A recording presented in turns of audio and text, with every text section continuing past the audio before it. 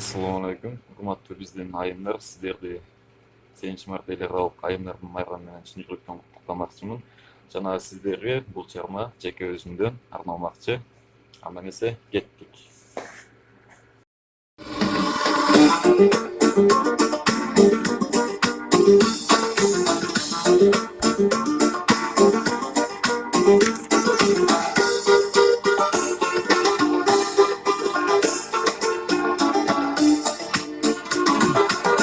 Sulardı göçülürdün gökkörün, sultanamın gözeliktin öpkörün. Çırmandanın barısına değişip, çırmandan çalıp öpkörün.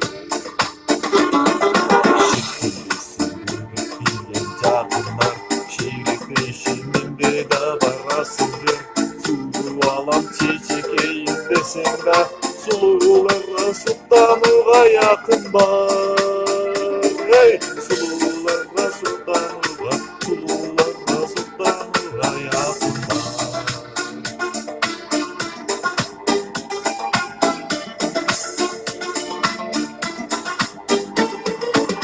Oğlum çaştı göçelirden gökkörü, dolgup taşı boş olzamadı görü. Oğlu kandı sura bağın, ayt bağın, 30 yaştan minni çalıp gökkörü.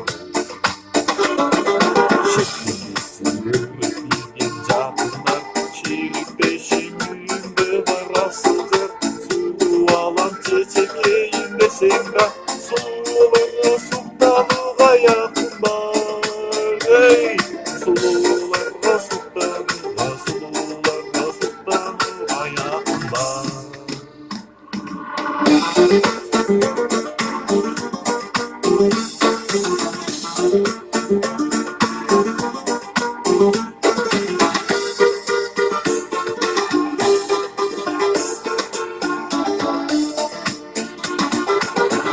Çaştı göçülürdün gökkörün, kızığamın büyük canı ürtünü.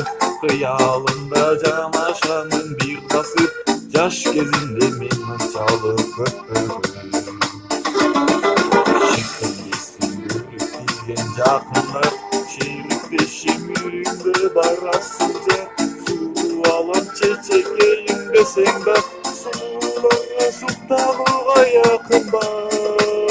Hey, sululara sultanığa, sululara sultanığa yakın var.